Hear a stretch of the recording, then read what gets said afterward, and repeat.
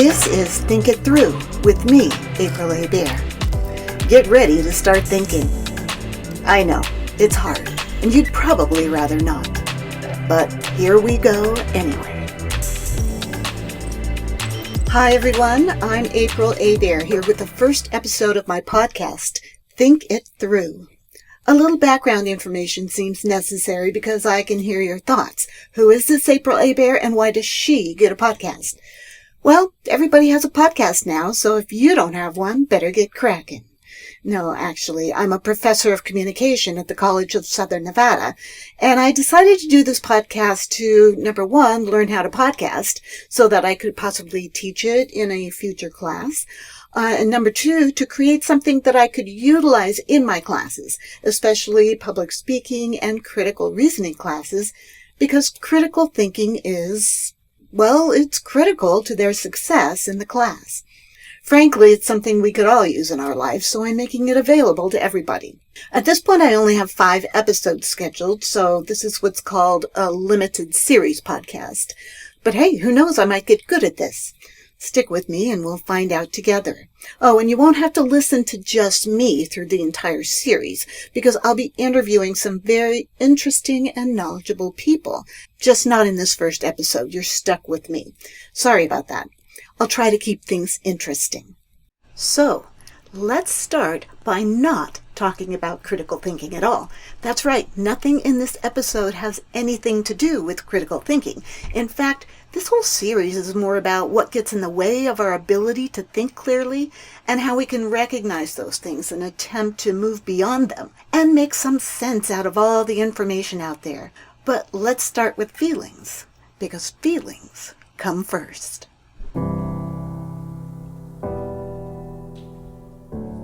Here's a question. When someone asks you for your opinion on some topic, how often is the question phrased as, how do you feel about this topic, instead of, what do you think about it? And when you respond, how often do you say something like, well, I feel like, and then you try to explain your viewpoint.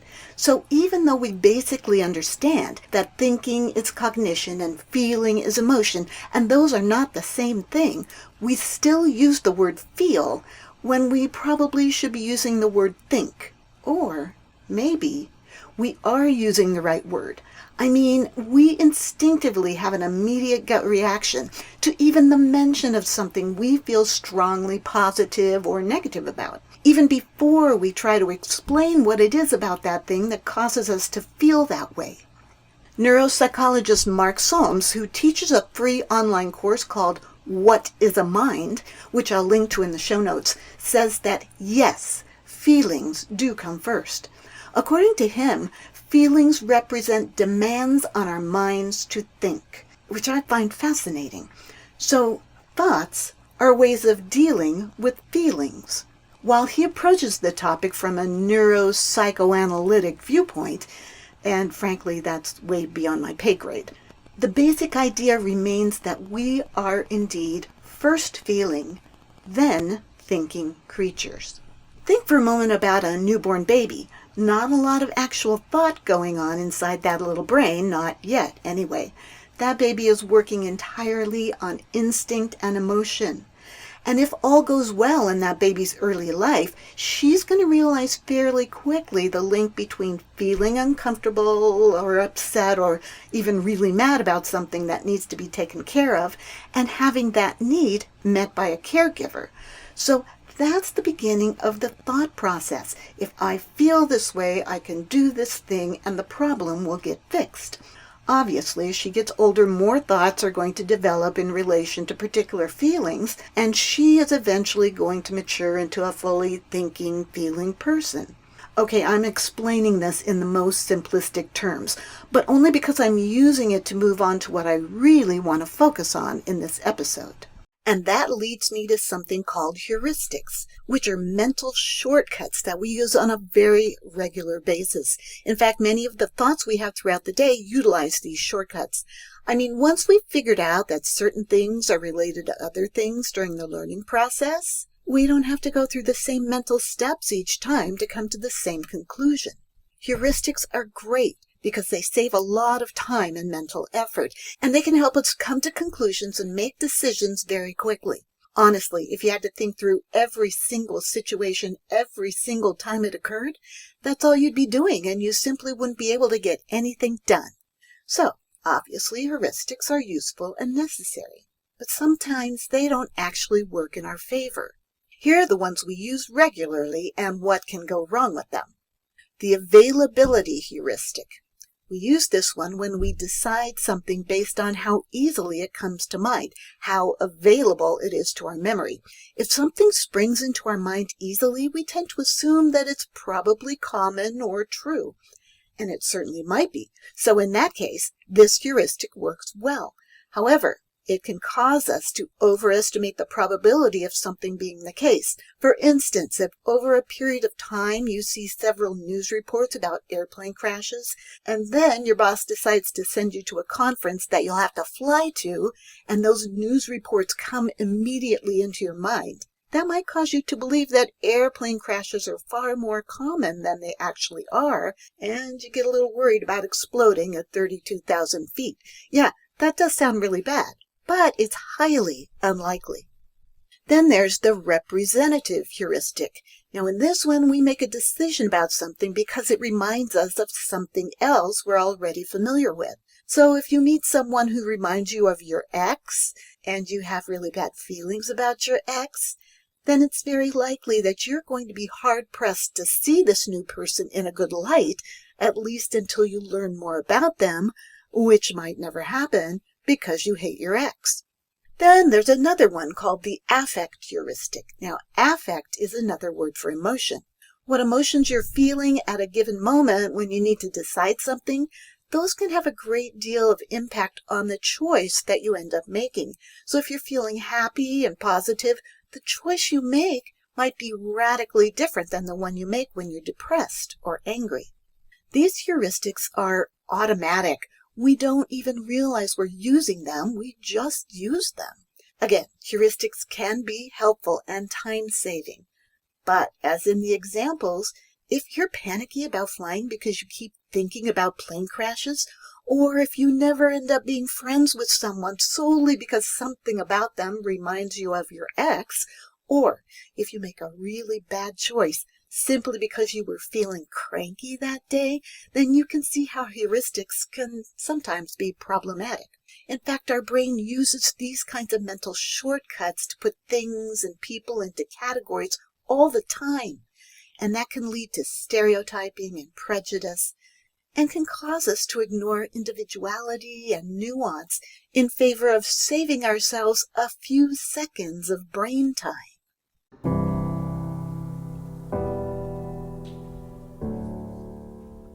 And with that, let's move on to cognitive biases, which are also largely unconscious and automatic.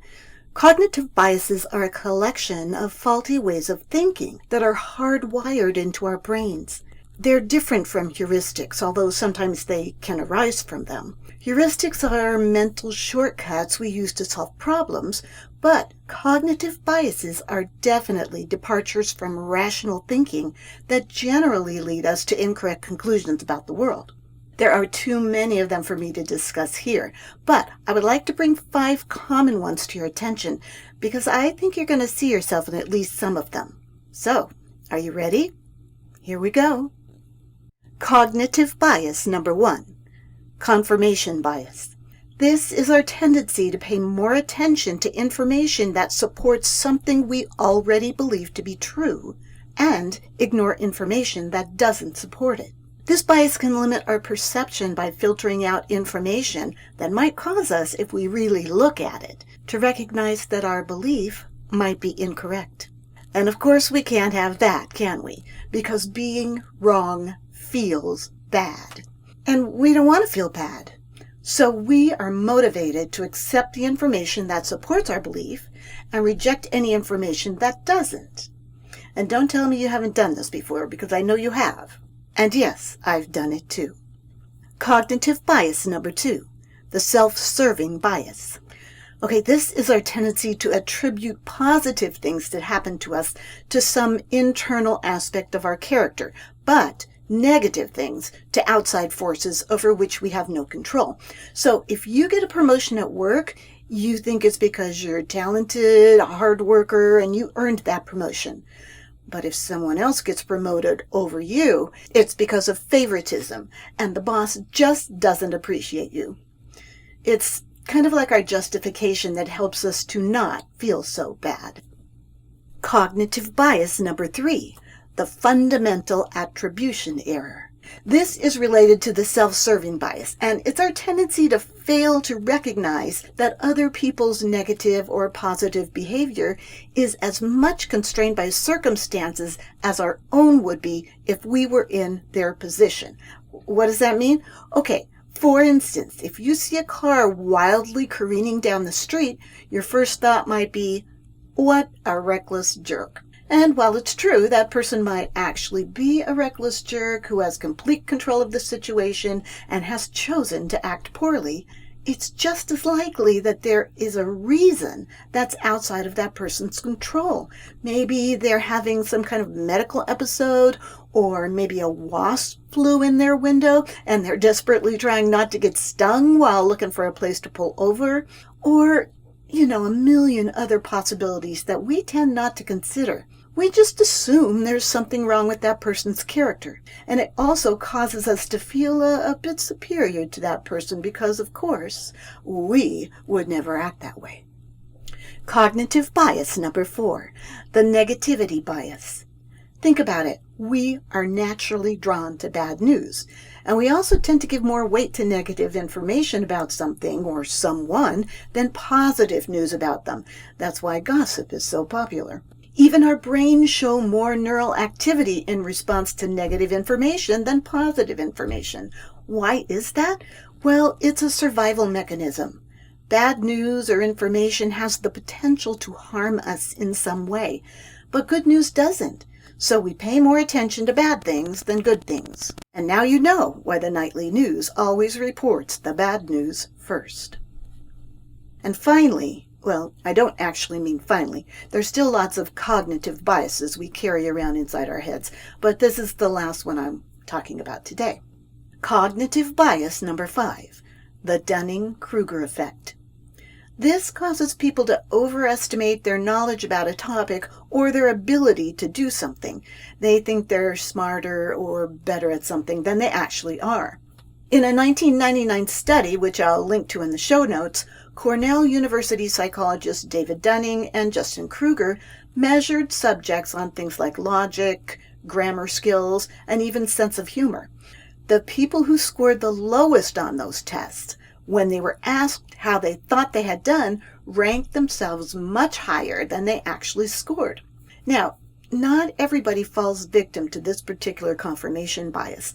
Those that do lack something called metacognition. That means they lack the ability to examine themselves objectively.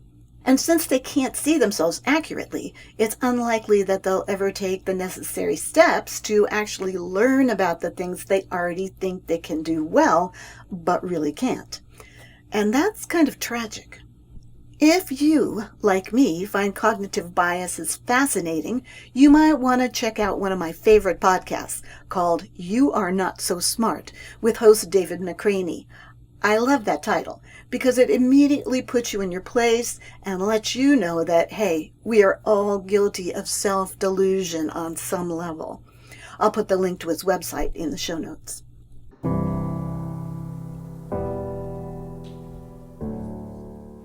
At this point, you might be thinking, yeah, but what can I do about this? If these responses are natural and automatic, then how can I do anything differently? Well, you can already think differently. It's important for you to recognize that not all of your thinking is this quick, intuitive, and unconscious thinking, which is often referred to as fast thinking, type 1 thinking, affective thinking, or experiential thinking. But we also have the ability to think far more deliberately. This other type of thinking is called, obviously, slow thinking, but it's also known as type 2 thinking or deliberative thinking. Psychologists agree that one of the functions of the slow, deliberative thinking mode is to monitor the other kind of thinking, Remember, I just talked about metacognition, the ability to examine oneself objectively? Well, that's what I'm talking about here. Thinking about our thinking. And you're actually doing that right now in response to everything I'm telling you. You're becoming more aware of your thinking. Now, I found that in the past, scientists really didn't think there was much that could be done to mitigate our biases. However, new research seems to suggest that training to reduce cognitive biases can actually make a difference and lead to better decision-making. These experts say that the first step to reducing these cognitive biases is to learn about them, which you just did, and then to become more aware of the situations in which they can occur. Janine Schindler, a master certified coach who works with executives and organizations on things like team building and, of course, overcoming biases, has some very helpful tips. For instance, confirmation bias can cause us to end up with a worldview that is severely lacking in objectivity. So she recommends surrounding yourself with a diverse group of people rather than just people who already think like you. Be more willing to listen to those people, to accept criticism, and to consider new ideas. Even if you don't end up accepting those ideas, they can give you insight into other ways of thinking and being. I'll link to some interesting articles from Forbes magazine that go into detail on how to overcome cognitive biases in the show notes.